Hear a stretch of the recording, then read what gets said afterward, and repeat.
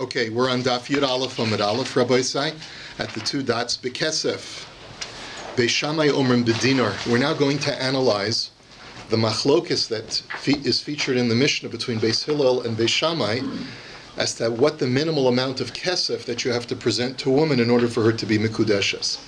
Beishamai say how much? A dinar. And Beis Hillel say a pruta. So either a dinar or shava dinar, the dinar equivalent according to Beis Shammai. Beis Hillel say a pruta or shava pruta, which is of course how we paskin. So my taimayu de Beis Shammai. What is Beis Shammai's reasoning? I mean, we can understand at face value, a pruta is the minimal value, minimal amount of money. It's the smallest denomination known to us in society is a pruta. It's like a penny. So therefore, that's kesef. But why does Beis Shammai require more than that? Why do they require a dinar? A dinar is like $1, let's say, in modern parlance. So Amar Rabbi Zera, shekain isha makpedes al atzma, ve'in miskadeshes bepachos midinar. The reason is because women have a sense of self-respect and are not going to allow, it's a psychological analysis, they're not going to allow themselves to get married for an amount that is so trifling as a pruta. They expect at least a dinar. So Amar le Abaye elameata. Well, if that's the argument, then you're really being subjective because you're saying that it depends on a woman's self-respect.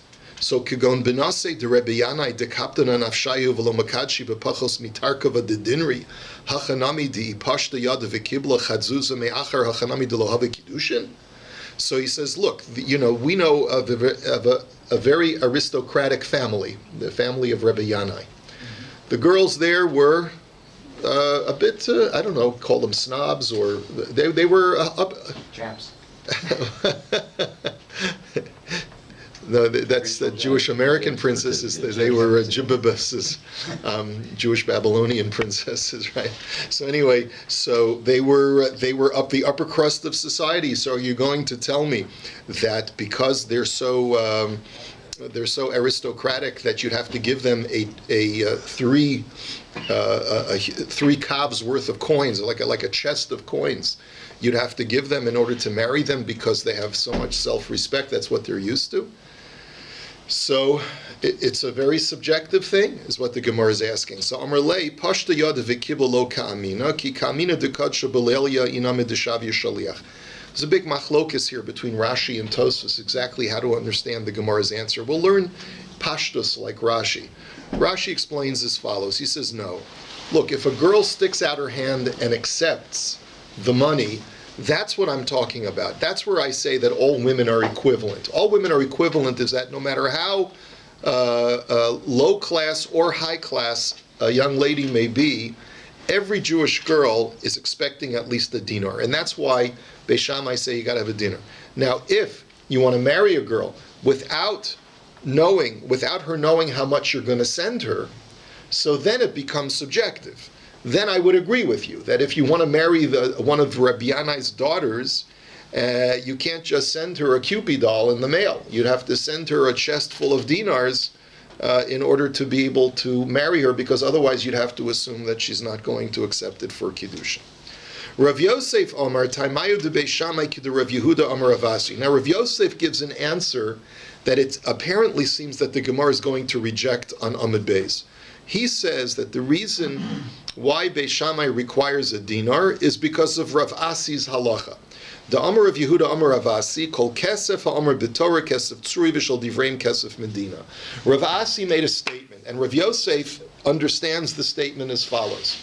Anytime the Torah uses a mechanism of kesef, the Torah's requirement is for that kesef to be made out of silver. It has to be a silver-based currency. And in a silver-based currency, which is the biblical currency, there is no copper coin. A pruta is a copper coin, and that's why it's worth so little, because it's not a precious metal, not even a semi-precious metal.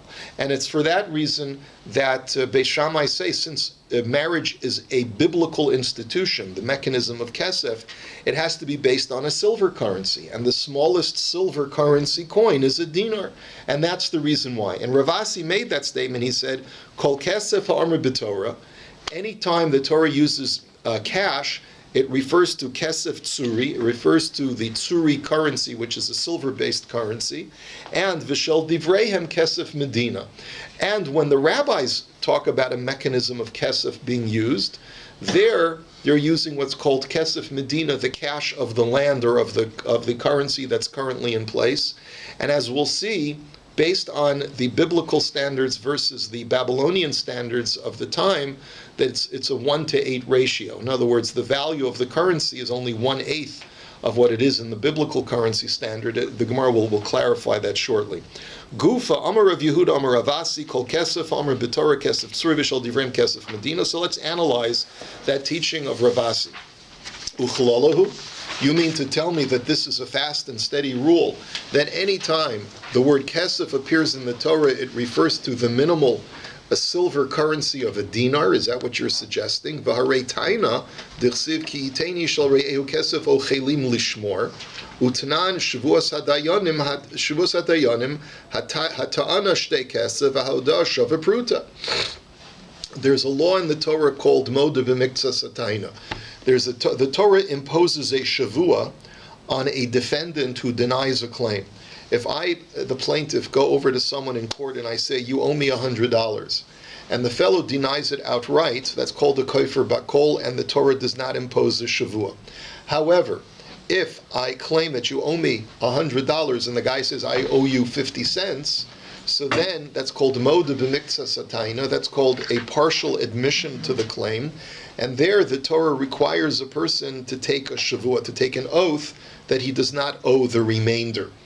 And the Gemara, the Brisa, clarifies that the Torah uses the term ki yitein ish el re'ehu kesef o chelim lishmor. If a man shall give to his friend cash or utensils to watch over, and then when he comes back to retrieve them, the fellow says, you only gave me 50 cents to watch, you didn't give me $100 to watch.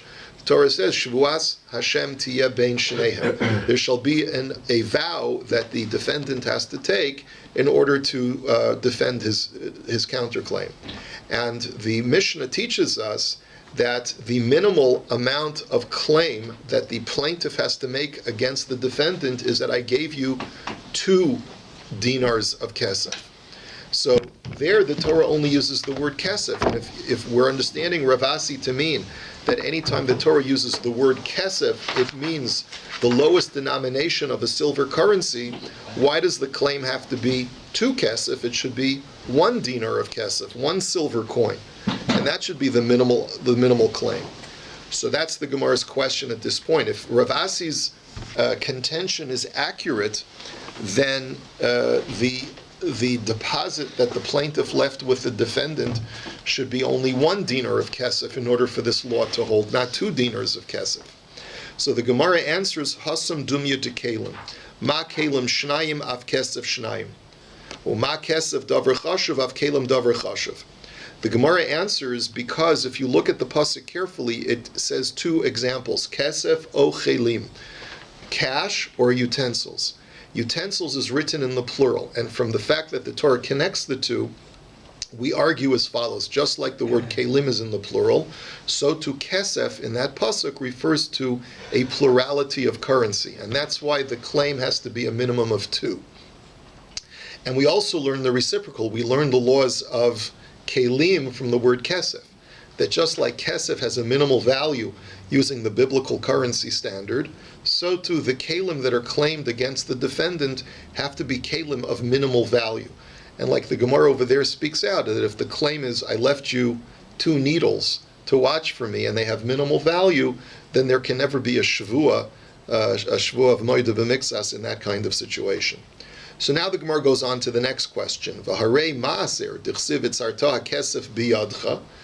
What about the laws of Meiser Sheni? There too we deal with kesef in the pasuk. The Torah says you shall wrap the kesef that you've used to redeem the kedusha of your Meiser Sheni produce, and you bring that kesef up to Yerushalayim and purchase consumables there. That's the standard law of Meiser Sheni, as we're all familiar with. Utanan haporet sela mimos Meiser Sheni, and it says, there's a Mishnah that says over there that if a person has prutas which are copper coins, that he's passed the kedusha of his produce onto, he can consolidate those copper coins, and let's say he's got 100 pennies. He can turn those 100 pennies into $1 or into a dinar, right? So you see from there that you're allowed to use a copper currency for redemption purposes, even though this is a biblical law. And according to what you told me before, biblical law that refers to kesef has to refer to silver currency. It can't refer to copper currency. So what right do you have to do a pidyon using copper currency? That's the Gemara's question. The Gemara answers kesef ha-kesef riba. Answers the Gemara because the word in the pasuk is not kesef, but rather ha-kesef.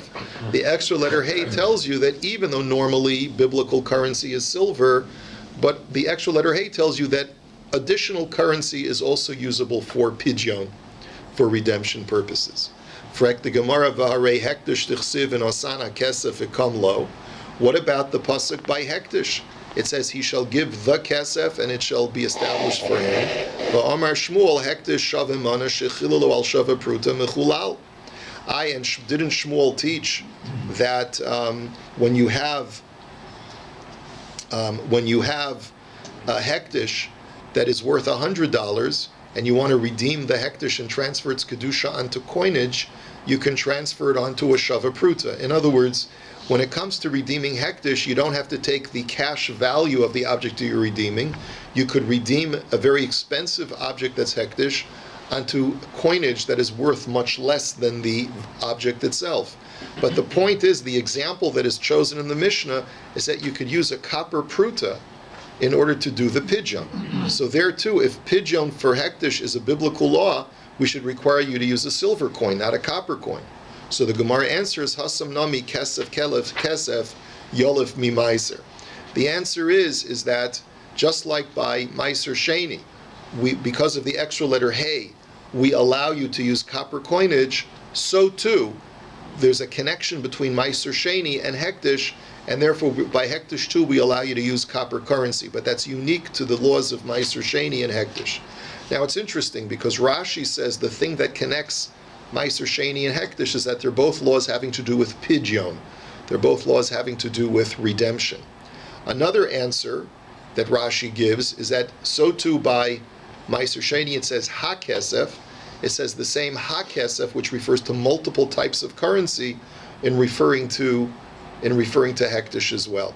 So therefore, you know that the kesef that's referred to in hektish and meiser sheni refers to not only the standard silver currency of the Bible, but it also refers to copper currency of later currencies as well. Next question, v'harei kiddushay isha. Now let's go back and analyze what we were talking about before. Rav Yosef, you had told me that the whole reason that Beis Shammai requires a dinar is because it's the minimal silver currency, right? And since Kiddushin is a biblical law, you've got to use the biblical currency of silver. But what about Kiddushay Isha? The Torah says, "D'chsiv ki yikach ish isha uva'ala v'gomer kicha mistei Ephron." We know that you can use cash to marry a woman, as we learn out from the purchase of real estate, from Avram's purchase of real estate from Ephron. Utanan Beis Hillel omrim b'pruta v'shava pruta. So here, putting aside our Rav Yosef statement, the Gemara is having an independent discussion now. What do you do with Beis Hillel's argument that you can use a pruta, which is a copper currency coin? How can you do that if the biblical law requires you to use the silver standard of a dinar? So Nema Ravasi do Amar Beis Shammai. This is a question. Are you going to suggest that Ravasi paskins like Beis Shammai? And that's a rhetorical question, because the answer, of course, is no. Never do we allow Amoraim to paskin like Beis Shammai in the face of Beis Hillel, unless there's already a pervasive acceptance of Beis Shammai. And here that is not the case. Here, by the time we get to the period of the Amoraim, the entire generation paskins like Beis Hillel in this regard. So how can Ravasi paskin like Beis Shammai? That's the question. So Ela I itmar hachi itmar. So therefore the Gemara says we have to really modify Rav Asi's statement. And in reality, this is going to cause a rejection of Rav Yosef's argument that Beis Shammai is basing himself on Rav Asi's halacha. Rav Asi was never saying what you thought he said. He never said that anytime you find kesef written in the Torah, it refers to a minimal amount, which is a dinar of a silver currency. No. He said as follows. Amar Rav Yehuda, Amar Rav Asi, Kol Kesef Katsuv HaAmar B'Torah, Kesef Tzuri V'Shel Divreim Kesef Medina. Rav Asi was not talking about any time you find the word Kesef in the Torah, but rather he was referring to any time you find the Torah tells you an amount of Kesef written in the Torah. You should know that the denomination of Kesef, of the amount that the Torah is using, refers to a silver standard of currency, which we know as the silver shekel, or in modern times the silver dinar. Okay, that's what Rav Asi is teaching you. That when the Torah gives you a number, it says you have to pay X. Well, X, how much? X peanuts, X eggs, how much X in what denomination? So Rav Asi is telling you it's referring to the silver currency of the Bible. Now, my kamashmal on Tanina. So what's Rav Asi teaching me that I don't already know from a brisa? Look at what it says. Chamesh sloim shel ben, shloshim shel eved, chamishim shel onas v'shel mefata, meya shel motzi shemra. In all of these cases where the Torah says how much you're supposed to pay, it says, for example, the 5 shekels that you have to pay for pidyon haben, the 30 shekels that you have to pay in order to, when you injure a slave, in order to pay him upon his freedom, and the 50 silver pieces that you have to pay a girl for rape or seduction, or the 100 silver pieces that you have to pay the father of a girl who is slandered that she was not a virgin. Kulam b'shekel hakodesh b'manatzuri. The Brisa says explicitly the number is referring to a denomination of the holy shekel, which is the biblical silver standard of the tzuri mana, of that particular currency that was known in the times of the Bible. So therefore, what is Rav Asi telling me that I haven't already learned in a brisa? B'shel divreim kesef medina itzrichalei dulotanan. The answer is the second part of Rav Asi's statement. He said that when we deal with rabbinic law, then the currency standard is different from the biblical standard. That's what Rav Asi was coming to teach. That don't think that when the rabbis assess, let's say, X number of dinars, they're talking about the biblical shekel, but rather they're talking about the currency that is more of the modern times, which is worth far less than the currency of the Bible. Detanya hatokeya lechavero nosein lo sela. That if a person, here's an example, the Mishnah says, the Brisa says that if you injure someone by blowing a shofar right into their ear and causing them pain and suffering, right? And you have to pay them a sela. You have to pay them a sela. V'lo tema mai sela arba zuzi. Don't think that a sela is the biblical shekel, which would be worth 4 zuz in the Babylonian currency, but rather elamai sela palga de zuza, the avidi inshi dekarula palga de zuza istira. But rather it refers to the sela of the biblical law, refers to 1/8 of that currency. So it's, instead of being 4 zuz, it's 1/2 of 1 zuz. And the reason is because that's the vernacular. When the rabbis, when we talk about 2 zuz, we call that an istira, which is a full denomination amount. And that's what they mean by the word sela. So that's what Rav Asi was teaching, is that when it comes to biblical assessments, it's always 1/8 of the currency of the Bible. Okay. This Abin Abba Bitrei Zuze. No, 2 zuz is 1 goat. Is 1 goat. So a half of a zuz is a quarter of a goat. No, we're saying so the 2 zuz. Never mind. Okay, thank you. Thank you for that interlude, Victor. Reb Shimon ben Lakish Omer. Reish Lakish now gives us a different answer. So therefore, we're back to step 1.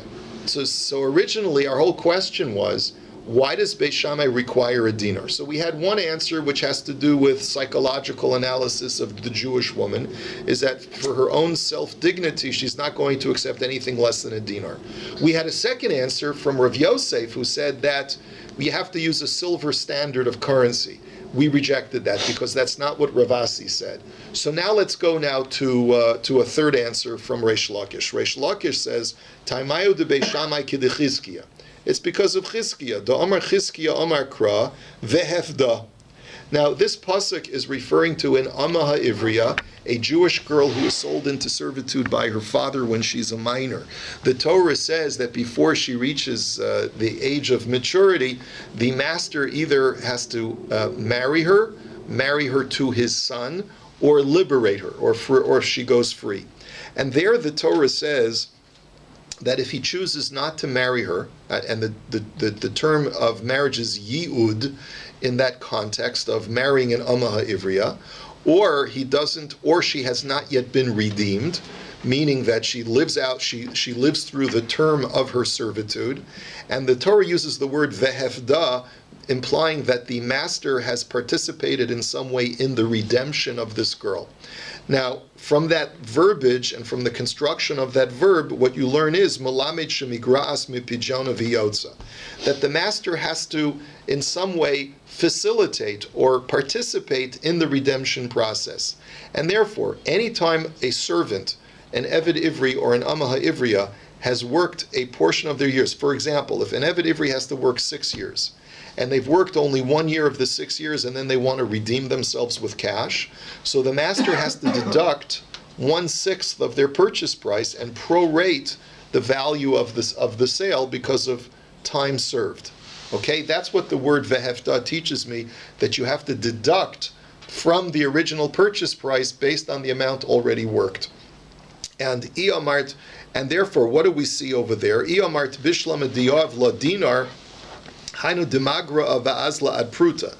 Ela Iyamart diyav la pruta, mi pruta, my megara.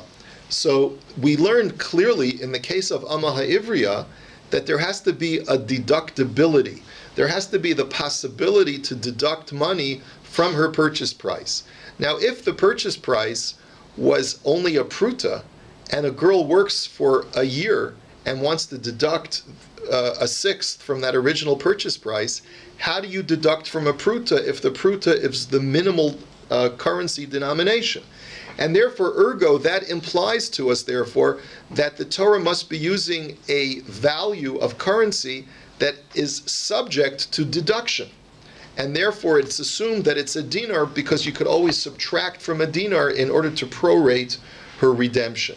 And therefore, that's how I know that it can't be a pruta, says Beis Shammai, it must be a dinar. But here we're talking about an Amma Ha'ivriya, we're not talking about marriage. So hold on, we're not finished with our full answer. But before we get to our full answer, the Gemara says, V'dilma hachika amar rachmana. Where do you see from this whole exercise of deductibility that you have to use a currency that is subject to deduction? Maybe what the Torah simply means is Heicha di'oiv la dinar tigra ad pruta, Heicha di'oiv la pruta lo tigra klal. That when you use a currency for purchase that is subject to being broken down into smaller pieces, then you can deduct. If she worked a year, so then deduct the small amount of the amount that she worked and let her buy herself back for less. But if she was purchased for a pruta, which is not subject to being broken down any further, so then there is no deduction. Why can't you learn the pasuk that way? So the Gemara says, Lo salka daituch dumya diyud. Ma yiyud afal gav di boy miyayid vi boy lo miyayid. Kol heichad lo matzi miyayid lo havi zvina zvini. Hachanami kol heichad lo matzi migara lo havi zvini zvini. So the Gemara answers like this. We learn also in that very same pasuk that the girl, this Amma Ha'ivriya, has to be subject to marriage, meaning that it has to be possible for the master or the master's son to marry her. And we're going to learn more about an Amma Ha'ivriya later on. But the point is that the Gemara is going to derive that if you sell a girl into servitude to a person that she's not capable of marrying, then the sale is voided, the sale is invalid. Because part and parcel of the whole process of Amma Ha'ivriya is that the Torah designs within that system the ability for the master, after purchasing her, to eventually marry her or marry her off to his son. If for whatever reason, let's say you sell her to her father, or you sell her to someone, or her brother, someone that she's an erva to, that she can't marry anyway, so then the sale is null and void. And just like over there by Yiyud, it has to be possible in every circumstance that you can marry her, so too in every circumstance of sale, there has to be the possibility of deduction from her original purchase price to prorate her redemption. And if you can't prorate the redemption because she used a coin that cannot be broken down any further, so then you know that it's not a valid sale. And that's how I know that a pruta cannot be used for the sale of an Amma Ha'ivriya. And then we get to the final part. V'kiddushe isha lebei Shammai nafka lehu me ama ha'ivriya. Ma ama ha'ivriya bepruta lo miknaya, af isha bepruta lo mikadesha. That we derive the laws of one from the other. That just like an ama ha'ivriya cannot be sold into servitude for a pruta denomination, so too a woman cannot be acquired in marriage for a pruta denomination. And when you think about it, even though an amma ha'ivriya is for servitude and a woman is for marriage, but since there's a connection to marriage in an amma ha'ivriya, because there always has to be the possibility of the master or the master's son marrying her, we can derive the laws of marriage from the laws of amma ha'ivriya. So the Gemara says, okay, fine, you've demonstrated that you can't use a pruta for an amma ha'ivriya, but ve'ema palga de dinar ve'ema shtei prutos. But maybe the amount that the Torah is referring to is half a dinar. Maybe it's even just 2 prutas that you can deduct from. Where do you see that once it's not a pruta, it has to automatically be a dinar, Beis Shammai? So the Gemara answers, Keven da'afikte mi pruta ukma adinar. So the Gemara says, listen, once you're establishing that you can't use a pruta for the sale of an amma ha'ivriya, it's only logical to upgrade it to a denomination of chashivas, to a denomination of significance and importance, which is the silver standard of a dinar. While it's true the Torah does not indicate how much that cash has to be for her sale, but logic dictates that once it's not a pruta, it should be a denomination of significance, and that's why Beis Shammai uses both the psukim and svara to tell me that it has to be a minimum of a dinar in order to be makadesh a woman. So Rava Amar, and now we get to the last answer. Rava Amar, you want to know how Beis Shammai knows that a dinar is the minimum amount? It's not based on biblical text. It's not based on psychology. Because in reality, according to Beis Shammai, he agrees that a pruta is legal tender, it's legal currency. Hainu time of Beis Shammai, shelo yu benos Yisrael kehefker. It's rather a rabbinic ordinance. The rabbis instituted a rule, and they said, while it's true, you could marry a woman for any amount of currency, including a pruta, midioraisa, we, Beis Shammai, say, the Chachamim come along and say that we don't want Jewish girls to be treated in such a hefker dika fashion, in such with abandon, in a sense of really recklessness. And therefore, if you want to marry a Jewish girl, the Takanas Chachamim is you have to use a chashuv denomination of a silver standard, a silver coin. We're not going to let you use a pruta. It's true, according to the Torah, pruta will work. Even according to Beis Shammai, they make a takanas chachamim that you have to use a chashuv denomination. So that's the final answer of the Gemara, and have a wonderful day. Rabbi